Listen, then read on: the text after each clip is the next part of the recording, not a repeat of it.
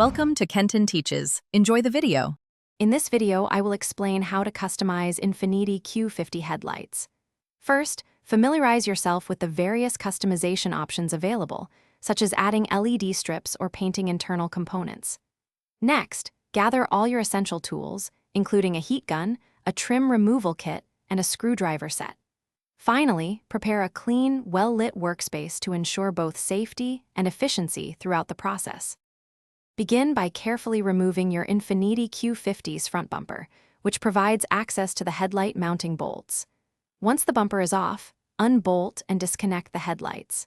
Next, use a heat gun, set to a medium temperature, to evenly soften the factory sealant around the headlight housing. Work slowly and methodically, then gently pry open the housing using a specialized trim tool to avoid damage. Now for the fun part, customization. Install your chosen LED strips, paint bezels, or add other aesthetic modifications inside the housing. Before sealing everything up, connect the headlights to your car and thoroughly test all new lighting elements to ensure they function correctly.